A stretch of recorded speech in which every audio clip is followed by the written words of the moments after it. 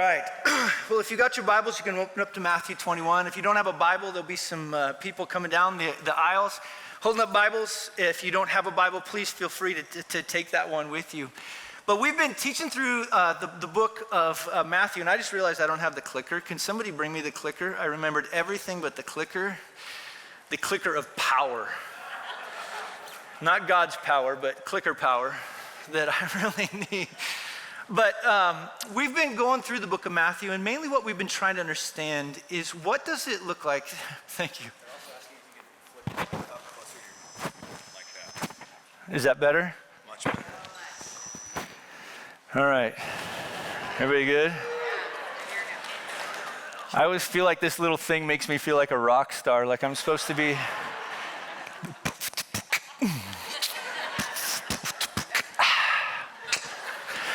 Anyway, yeah, I'll be in Moore Park next week. But we've been going through what does it look like to follow Jesus, to learn from Jesus. We have a heart here, a passion for Jesus because we believe he's not just anybody.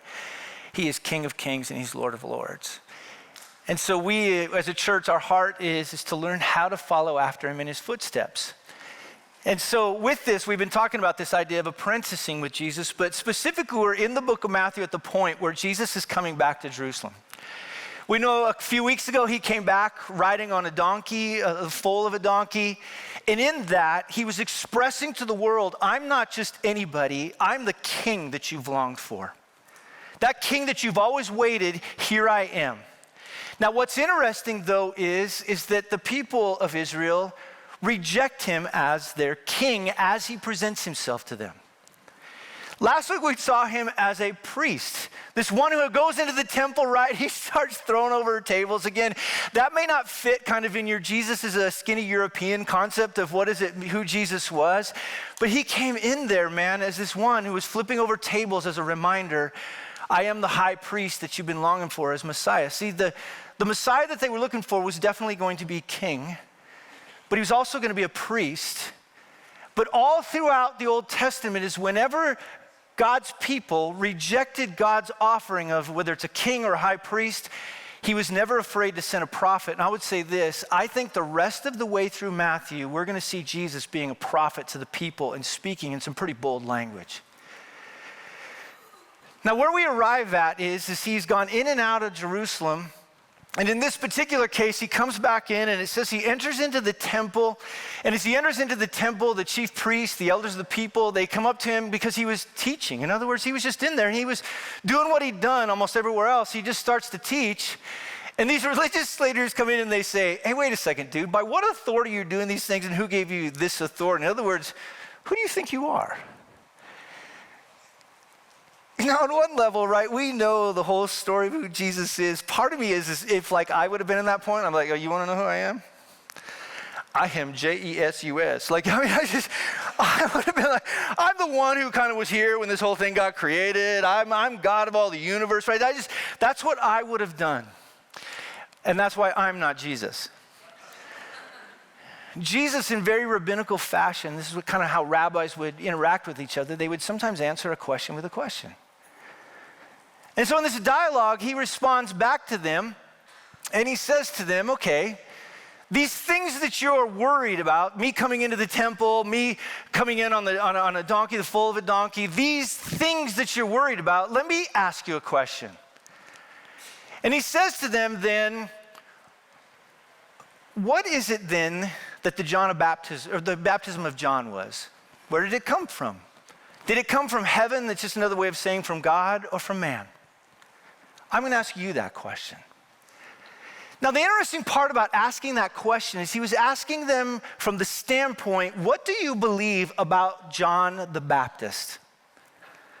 Because in his argument, what he's going to show them is if they didn't see John the Baptist as truly a prophet, they weren't going to believe who he was. So he presses on them and he's going to expose them because at the end of the day, this is how they're going to respond. They started to kind of discuss it amongst themselves, saying, if we say from heaven, he will say to us, well, then why did you not believe him? But if we say from man, we're afraid of the crowd, for they all hold that John was a prophet. So they answered Jesus, we don't know. I love that. I don't know. And he says to them, then neither will I tell you by what authority I do these things. If you're going to play a game with me, I know how to do this. And just exposes them. But the question that they're asking is one of authority. Who gives authority? In their mind, they gave authority. They were the ones that decided who got to come into the temple, who was the ones that got to teach and exercise in that kind of a way. But this is the key aspect of it is they didn't get who Jesus really was. See, I think that's the problem kind of across the board in everything is people don't really get who Jesus is. And this is now what Jesus is going to go after. He's going to begin to teach them through 3 parables. We're going to go through 3 parables. So that means we're going to probably be here for good 2-3 hours. So just knuckle down. I'll give a bathroom break about halfway through. Everybody's like, church humor. But in this, I think what he's going to do is that he's going to kind of get after this idea, you don't get who I am. But he's going to also answer the question why they don't get who he is. And so the very first kind of parable that he's going to tell is he's going to help them to understand, though they didn't understand this about themselves, they are rebellious. Like everyone else, by the way, but specifically, he's going to come after them and say, you are rebellious and you need a new heart. Now, let me see if I can show you what that looks like in this. So he begins to tell them a parable and he says, what do you think?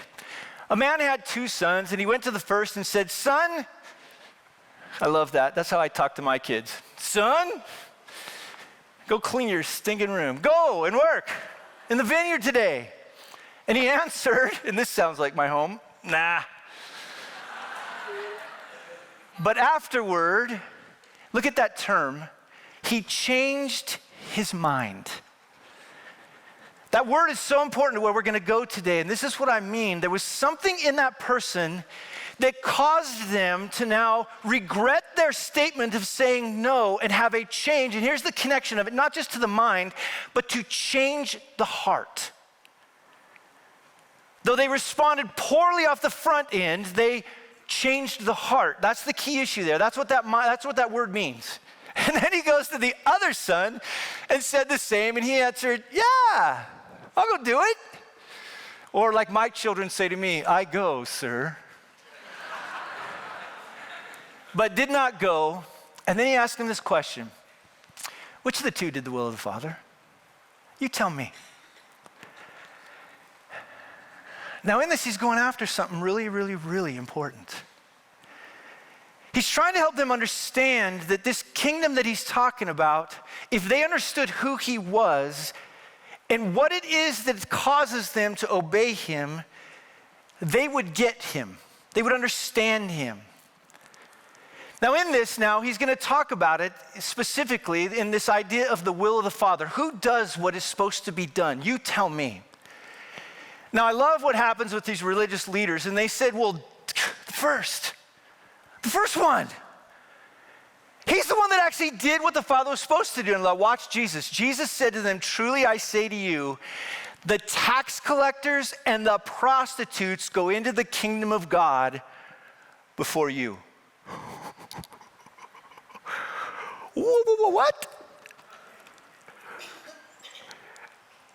They had so looked down upon this group of people. In fact, several of the parables show how the religious leaders thought of themselves so far above these ones that were the prostitutes, the tax collectors, the drunks. And he's saying to them, that word before doesn't mean they're going to go in before in order. The idea is that they're going into the kingdom of heaven right before your eyes.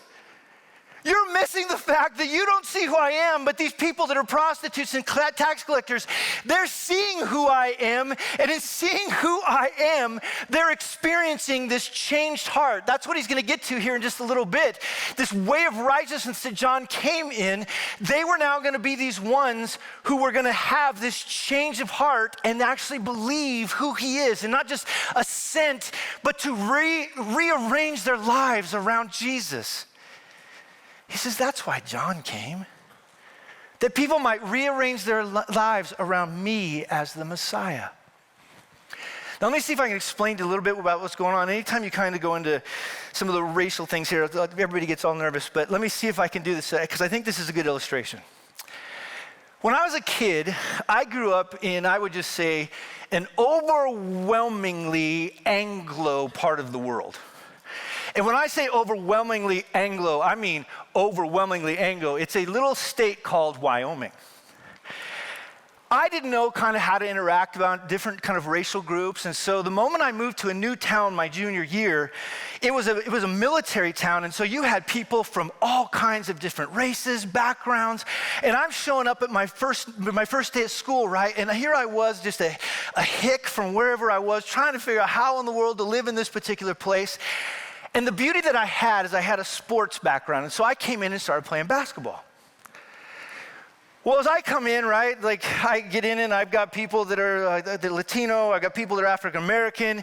But one of the things that I noticed is that the different African American friends that I had, the teammates that I had around me, before the game, they were always putting on lotion. I was always like, why are you putting on lotion? They put on Vaseline, they put on cocoa butter. And me as this kid, again from the sticks, I didn't know. So I asked my good friend, Charles, African American friend of mine, I was like, hey man, I don't get this. He goes, ashy. We're not gonna go out and look ashy. I'm like, okay, I don't understand that, right? So I'm like, what is that? And I kind of didn't think about it for a little while. And we were on the bus going to one of the next games, and this kid named Demetrius, one of my really good friends, love him to death. I looked there, and all of a sudden I see his elbows, and his elbows were very ashy. And I loudly, without thinking, I go, look at your ashy elbow. Bus got quiet. I didn't know what to do. And my good friend Charles walks up, he goes, come here, give me your hand. And I stuck out my hand, and he puts a big giant C for Charles on it. And as he's dragging it across, right, smoke and steam from all the dead skin coming off me, he's like, whoosh. And he goes, see, ashy. You're just so white, you don't see that you're ashy too. I looked down at my hand, I'm like, I'm ashy. I say that from the standpoint, now let me shift gears here. Hopefully nobody's offended. From this standpoint, these prostitutes and tax collectors saw that they were spiritually ashy. The religious leaders didn't see it. They were blind to it. Their spiritual melanin didn't allow them to see that just like those prostitutes and tax collectors, they needed the grace of God just as much as everyone else. But they built a system, and this is what scares me about followers of Jesus today, is that we can build a system in which we can think we are better than the rest of the world, all the while forgetting that Paul in 1 Corinthians 6 says, such were some of you. All of us are in desperate need, just like the tax collector, just like the prostitute, just like anybody else. We all collectively as a human group of people are in desperate need of that heart change. And Jesus is looking at those Pharisees, at those religious leaders and saying, the difference between you and the prostitutes and tax collectors is they know they need the heart change. You have no clue. Your spiritual melanin, to put it in that way, is hiding your need. Now, if you can guess, that didn't turn over so well. He says it didn't change their minds and believe them in any kind of way. And so he wanted them to know, and this is the first point, they're rebellious like everyone else. They need a new heart. When he comes in, he's going to tell a second parable, but now he's going to come up from this standpoint. They're not aligned to God's purposes like everyone else, and thus they need a cornerstone. That'd be a name for a church, wouldn't it? Dang. That'd be good. He says to them this, hear another parable. There was a master of a house who planted a vineyard and put a fence around it and dug a winepress in it, built a tower, leased it to the tenants, and went into another country, which would have been very normal for someone to do. They buy something and then they allow others to come in. But here's what I want to ask you, and it's not asking for a response, just think about it. Whose vineyard is that? Now the obvious answer is the vineyard owner. But he goes off to another country, which was again very normal for people to do. And when the season for fruit drew near, he sent his servants to the tenants to get his fruit. Now, this is very, very, very important to understand this. Let me ask you now, you're going to respond to me, whose fruit is it? Oh, that was pretty bad. Whose fruit is it? Okay, good. His fruit. The fascinating thing about it, though, in verse 35 is the tenants took his servants and beat one, killed another, stoned another, because in their mind, they thought it was their fruit. Now, I say this from the standpoint that these religious leaders at this particular time thought that as the religious leaders within Israel, this is our temple. As the religious leaders within Israel at the time, they thought Jerusalem was their city, their country. They began to think somewhere in their head that though God has asked us to be tenants, to produce fruit for him, that's what the entire Old Testament is about, they begin to think, this is mine. It says again, he sent another servant, more than the first, and they did the same to them. Finally, he sent his son to them, saying, they'll respect my son. But when the tenants saw the son, they said to themselves, this is the heir. Come, let's kill him and have his inheritance. In other words, if we get rid of the son, that way we really own this thing. It's ours. We get the fruit. We get these aspects of it. And you know this, those of you that are Bible students, he's talking about God sending prophet after prophet after prophet. And finally, this idea that Jesus is alluding to, eventually he's going to send his son, and you're going to miss his son, the very one who owns it all. And in order for in your mind to keep control over these things because you think you own it, that it's yours, we're just going to kill the son, and then it'll all be ours.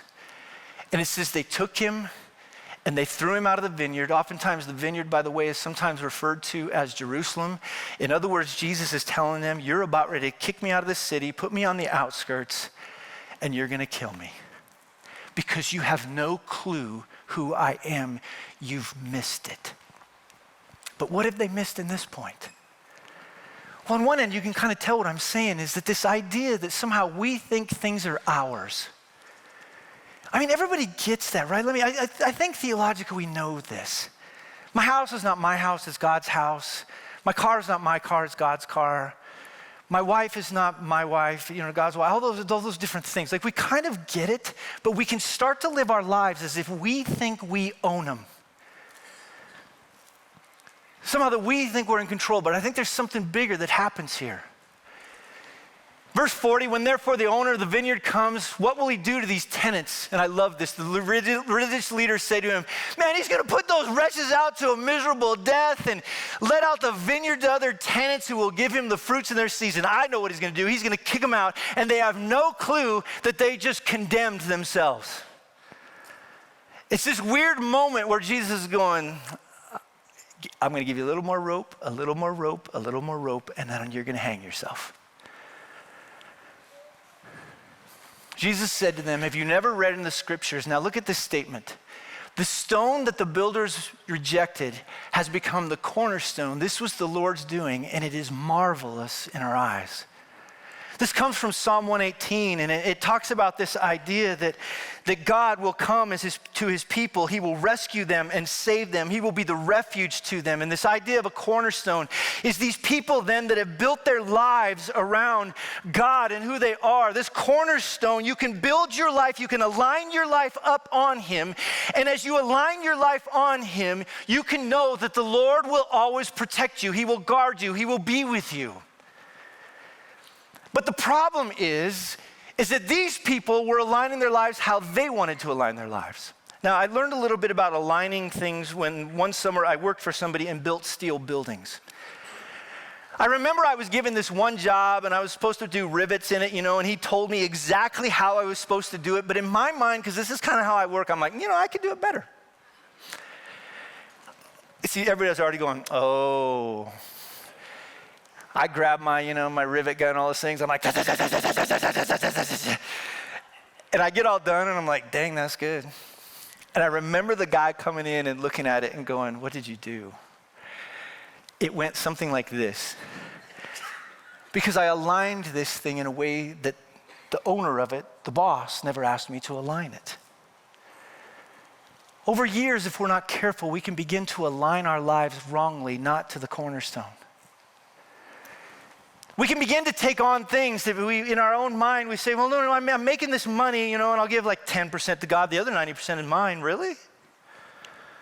We can get caught up weirdly in politics in a way that we're not supposed to. People are always like, oh, he's going to talk about politics. Todd's not even political. Actually, I'm highly political.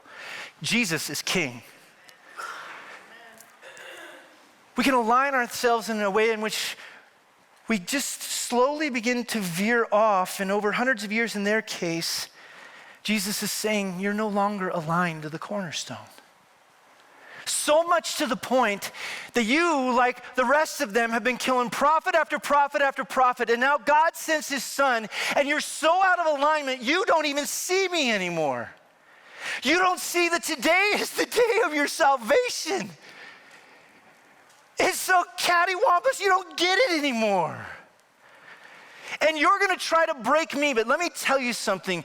Generation after generation after generation has tried to break the chief cornerstone, they being the first ones. And I love this statement in there. Everyone that's doing it, watch this. He says to them, the one who falls on this stone will be broken to pieces. When it falls on anyone, it will crush him. You cannot crush the cornerstone. The cornerstone will crush you. He's trying to get them to know you've aligned your lives wrongly. And in so doing, you've created a giant mess out here. This temple no longer reflecting what it was supposed to. This group of people no longer following me, but following these weird things that you're trying to do. And it says when the chief priests and the Pharisees heard his parables, they perceived that he was speaking about them. Really? That's funny. And although they were seeking to arrest him, they feared the crowds because they held him to be a prophet. In other words, the only fear of them was not him, but the crowds. This is how off they were. Think about it. Right in front of them is the second person of the Trinity. And they're afraid of the crowd? There's an arrogance and an audacity that can get into us when we get out of alignment, where we no longer see God for who he is. We begin to become so fearful of things out here. And there he was in front of them, and they feared the crowd. The religious leaders didn't get it, that they weren't aligned to God's purposes like everyone else, and they needed a cornerstone. Now, somewhere in here in this set of events, Jesus quits talking to the religious leaders and he looks at everyone. He's done kind of dealing with them because they're still not seeing who he is. And he begins to now make a call out to everyone. In other words, everyone is who he's going to talk to, including leaders, is going to be called to this kingdom. And they need to respond rightly. And I would say this, everyone, and I want everyone to please listen to me right now. He tells a parable, and Jesus spoke to them, saying, the kingdom of heaven may be compared to a king who gave a wedding feast for his son. I love this. He had invited all these different people, and they said they were going to come. He said, I'm giving a wedding feast for my son. As soon as we get everything together now, I'm going to call out, my servants are going to come, and they're going to cry out to come to my feast, and I'm going to invite everyone within the land, within my kingdom. And he sent his servants to call those who were invited to the wedding feast, and here's the kicker of it. They would not come. What? The king's like, what are you talking about? You don't come. It's not that you're dishonoring me, you're dishonoring my son. Jesus, again, is trying to help them to get that the Father, in an interesting way, is providing his son to a group of people. He's showing him off. He brought them in front of them in this very powerful way. And in this, it's like,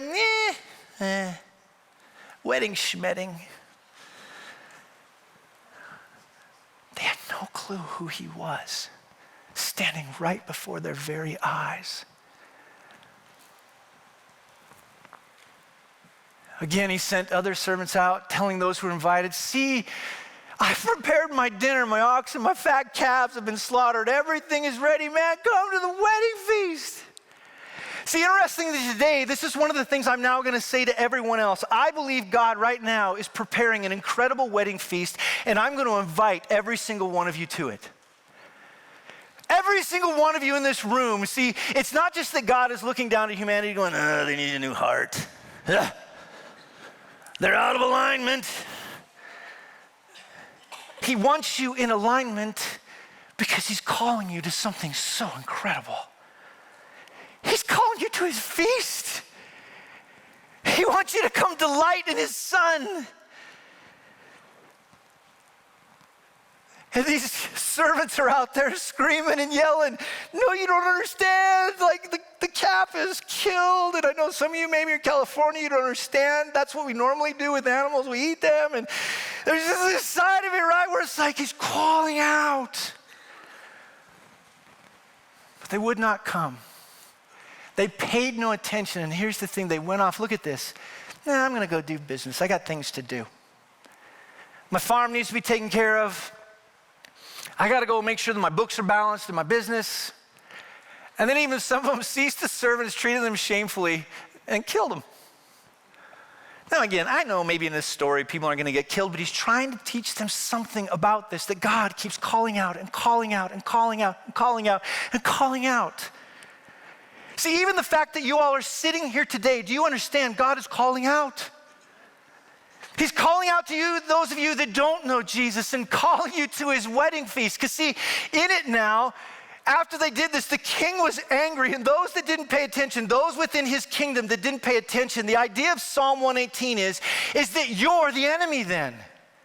You're the ones that have the audacity to come into my vineyard, into my town, and to take it over, and you've missed the part that this is not yours, this is mine. You're the enemy, and you will be dealt with.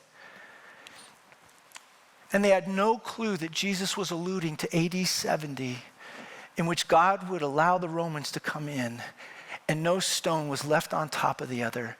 You can't break the cornerstone will break you. Now this is what I love.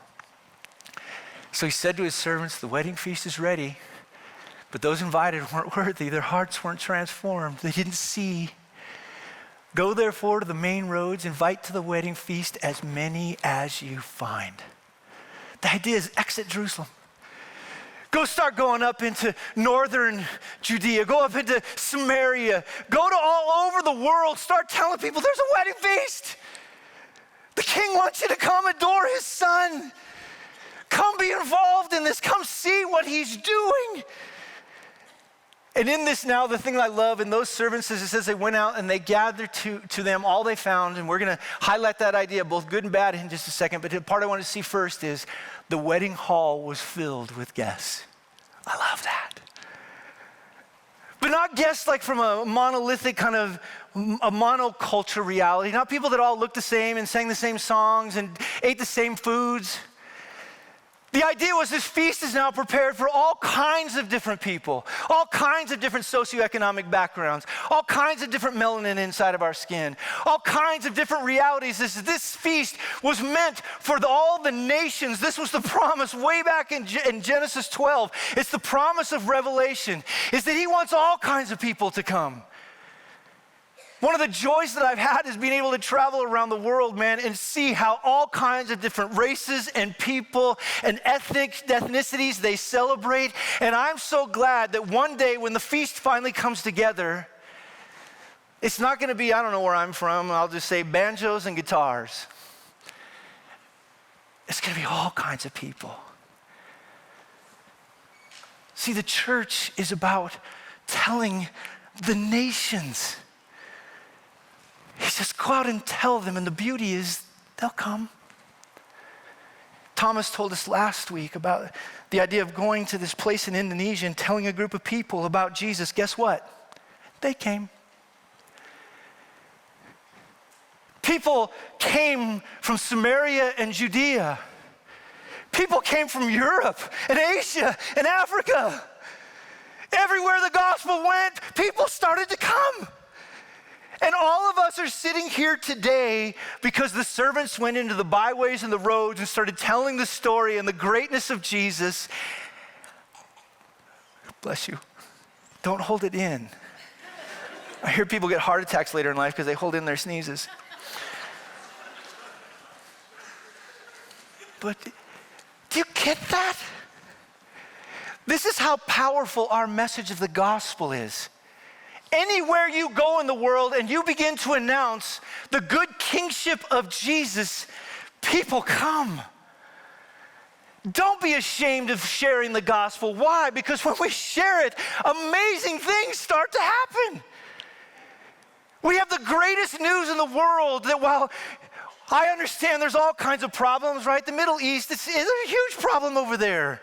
But nobody will ever change anywhere until God transforms hearts first. It's a message that says governments can't solve your problem, business can't solve your problem. Shoot, you can't solve your problem. But God will transform your heart and make you different. That's how he's coming at it. He'll begin to align your life to his life, and you'll start to realize that his good reign and rule over your life is what you've longed for all of your life. And it's not just in this life, but he is beckoning us to the greatest feast of all time, Cornerstone. Can I hear amen? Amen. Oh. Oh. Now suddenly they're in the feast.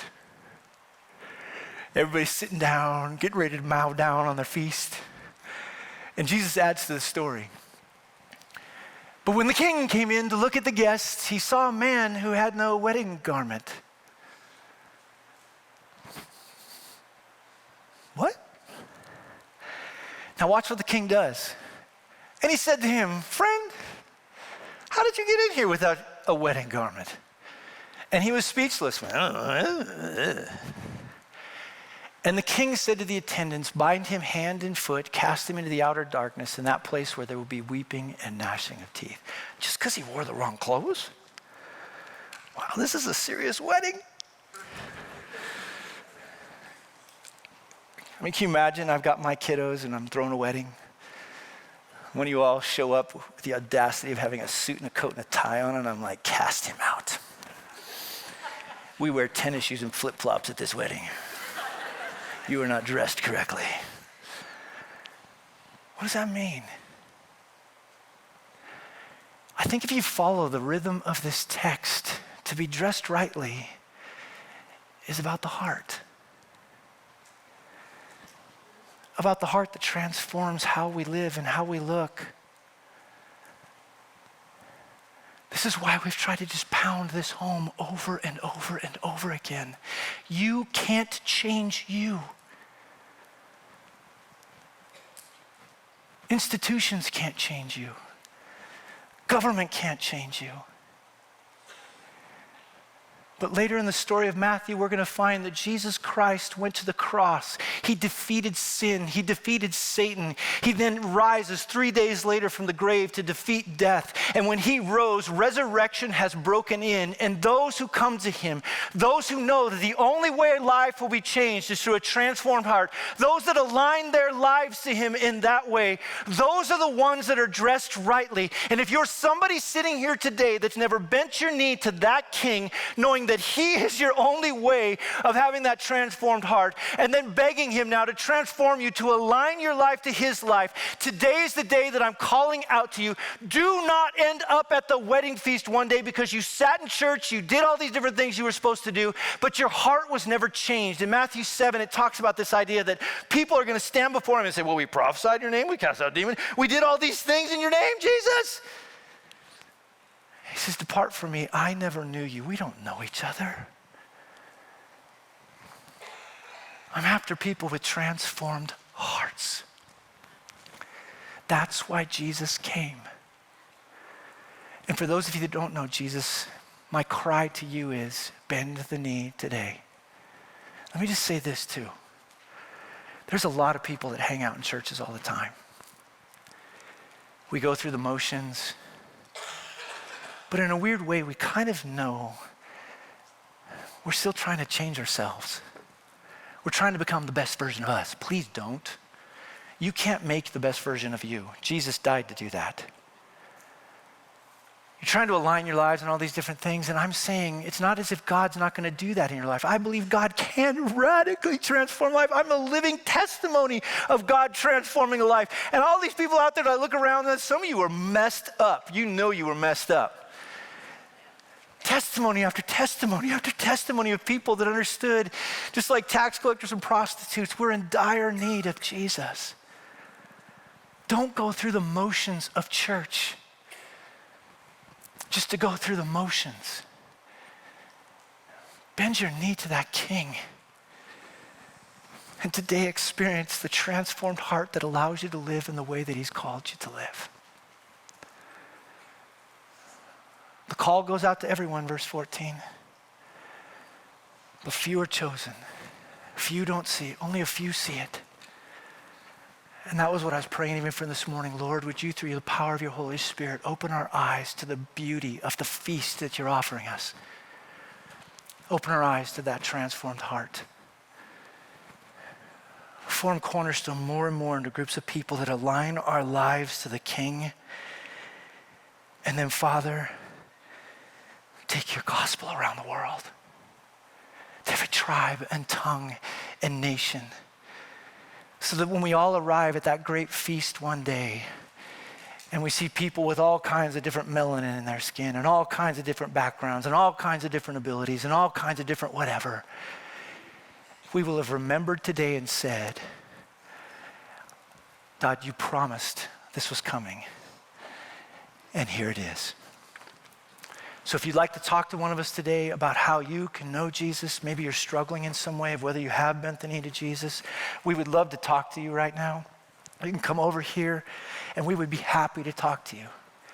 For the rest of you that know that you've had a transformed heart, for the rest of you that know that your life is becoming aligned, we're not perfect, right? It's becoming aligned to King Jesus.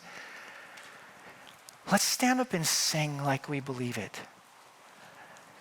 Let's stand right now and not just go through the motions of the last song and think in the back of our mind, oh, that's an interesting song. I wonder how Tiger did. He was 15 above, man. He was looking terrible. Am I going to be able to mow the lawn this afternoon? Do you suppose what I... No. Just right here, right now, through the power of the Holy Spirit. Let's sing to the King. The one for whom the wedding feast is coming. The one who is the chief cornerstone. The one that died and rose again that we might have transformed hearts. So everybody stand up, go on, come on, shh, just for a second.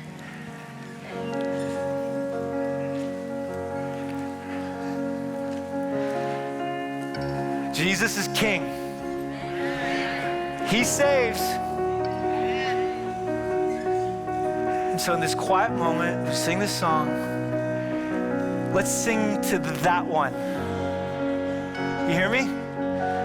Let's sing to that one. Let's go.